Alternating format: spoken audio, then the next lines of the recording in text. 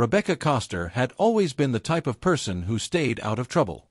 She was 26 years old, quiet, and deeply focused on finishing her nursing degree. She lived with her mother in Tarrytown, a peaceful town in New York where most people didn't lock their doors at night. Rebecca had no enemies, no dark past, and no known secrets. She was polite, dependable, and never the kind to go off the radar. That's why, when she didn't return home on the night of December 17, 2011, her mother immediately knew something was wrong. That evening, Rebecca had gone out to dinner with a close friend. Nothing unusual, just two young women catching up over food. They ate at a small, family-run Italian place they'd been to before, and according to her friend, everything seemed normal. Rebecca wasn't upset, anxious, or distracted. She talked about her upcoming exams, laughed at old memories, and texted her mother around 10:30 p.m. to say she'd be home soon. But after that text, there was silence. By the next morning, her phone was going straight to voicemail. Her car was not in the driveway. None of her clothes or belongings were missing. Her bank account hadn't been touched. There was no sign of her anywhere. Her mother filed a missing person report immediately, but initial police response was slow. Adults went missing all the time, and without signs of foul play, there was little urgency. Officers assumed she had gone away with a friend, or maybe needed time alone. But Rebecca's mother insisted that wasn't like her daughter. Not at all. The first 48 hours passed with no leads. Police tried to ping her phone, but it had stopped transmitting just before midnight. No surveillance footage showed her car on nearby roads. No ATM activity. Her friend, the last person to see her, was ruled out after a thorough investigation. She had nothing to hide, and her story checked out completely. Police canvassed the areas between the restaurant and Rebecca's house. They searched wooded areas, parking lots, side streets, and local motels. But Rebecca seemed to have vanished into thin air. Her friends and family began to post her photo online and hand out flyers. A few people came forward claiming to have seen a woman matching her description at a gas station late that night, but none of those sightings could be verified. Rumors began to spread. Some said she ran off with a secret boyfriend, others said she was dealing with stress and wanted to disappear. But those closest to her never believed that. Rebecca wasn't impulsive. She didn't keep secrets. If she was in trouble, she would have told someone. By the fourth day, hope was beginning to fade. Police still had no suspects, no evidence, and no direction. Then, in a remote area nearly 100 miles north of Tarrytown, a pair of hunters stumbled upon something that would change the case forever. A discovery so gruesome and disturbing, it would shock even the most experienced investigators. For days after Rebecca Koster disappeared, a pair of hunters walking through dense woods in Dutchess County, New York, came across a strange sight. At the edge of a narrow, unmarked trail, half covered in leaves and brush, was a rusted 55-gallon oil drum. It was sealed shut with thick duct tape and wrapped tightly in layers of nylon rope. The barrel was out of place, too clean in some spots, like it had been wiped down, yet surrounded by the natural decay of the forest. Curious and cautious, the hunters stepped closer. The smell hit them first. A deep, sickening odor, heavy with rot. They knew immediately it was something more than an old trash barrel. They called local authorities, and soon the area was swarming with police and crime scene investigators. The drum was transported carefully to a forensics lab, where it was slowly and methodically opened. Inside was a burned, partially decomposed human torso. There were no arms, no legs, no head. The body had been mutilated beyond recognition. Most of the skin had been charred or stripped, and what remained was blackened and bloated. The killer had gone to disturbing lengths to make sure the person inside couldn't be identified. Even the teeth had been removed, likely with pliers, and the fingertips were scorched. The condition of the body pointed to someone who had both time and determination. This wasn't a rushed killing. It was methodical, calculated. Someone had made an effort to completely erase whoever this person was. Police believed it had been planned in advance. The barrel, the fire, the remote location, none of it was random. It was placed there to be hidden, possibly forever. But in all the effort to destroy the victim's identity, the killer had overlooked one crucial detail. On the left shoulder blade of the torso, just above the back ribs, was a small patch of skin that hadn't been completely burned. Faded, but still visible, was a butterfly tattoo.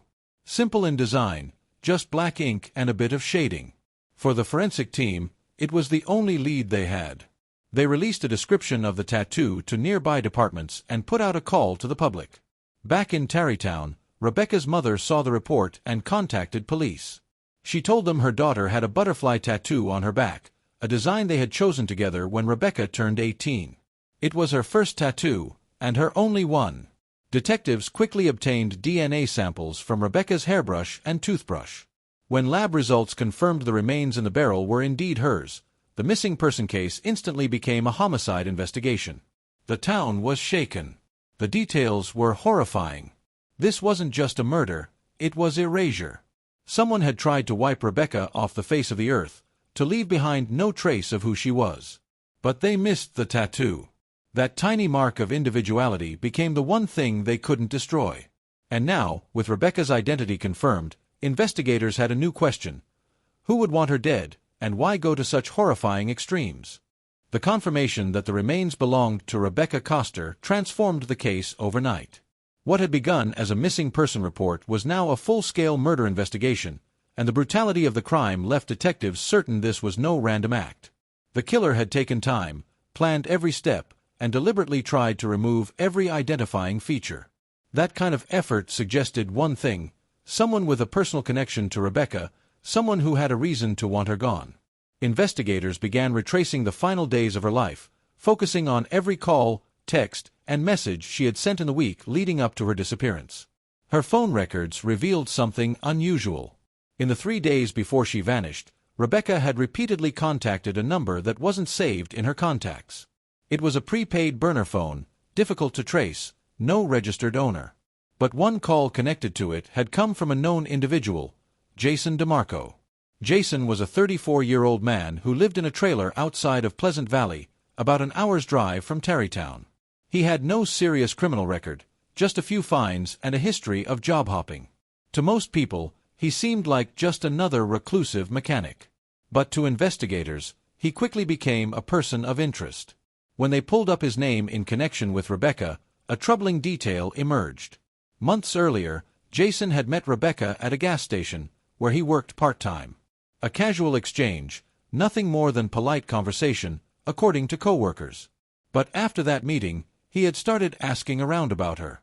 It turned out Jason had been quietly fixated on Rebecca ever since. Police uncovered multiple social media profiles under different names, some of which had followed her online.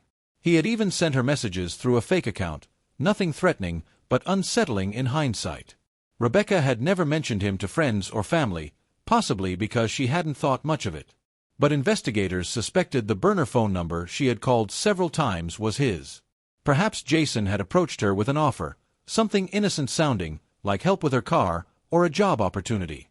Something that made her trust him just enough. When detectives went to question Jason, he was nowhere to be found.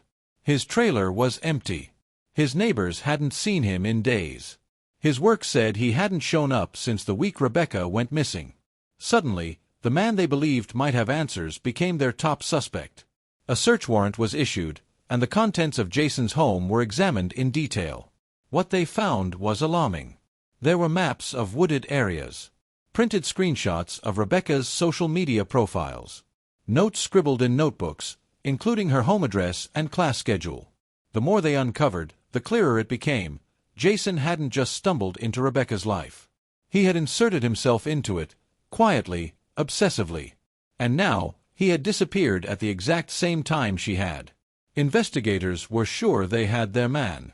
But then, as they looked deeper into Jason's life, they found another shadow lurking behind him. Someone even more dangerous, someone who had managed to stay hidden until now.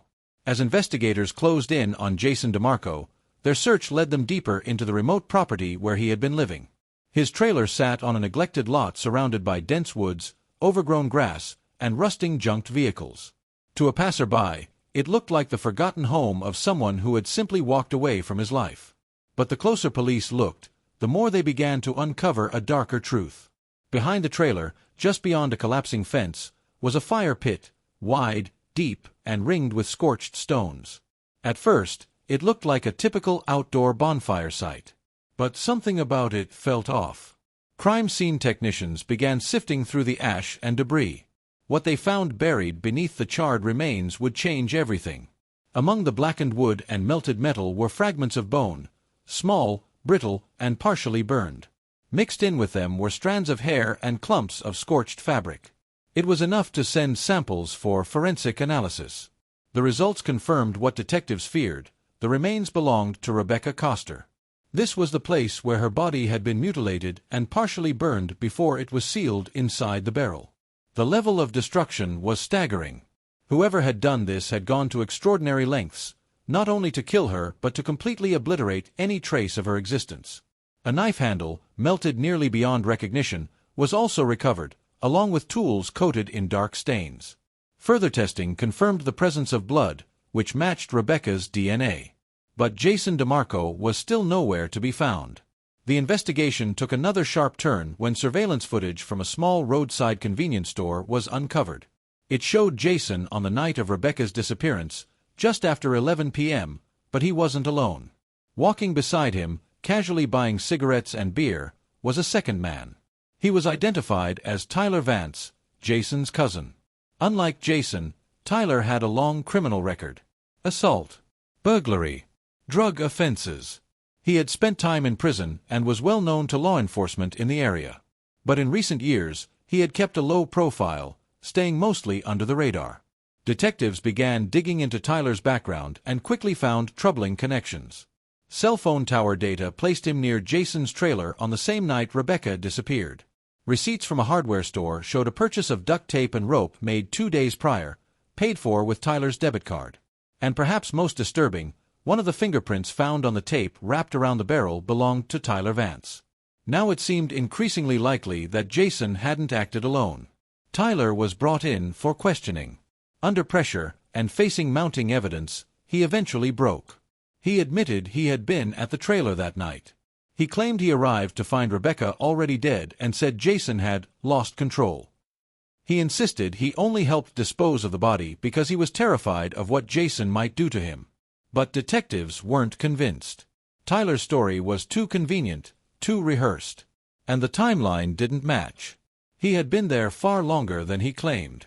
The pieces were beginning to fall into place.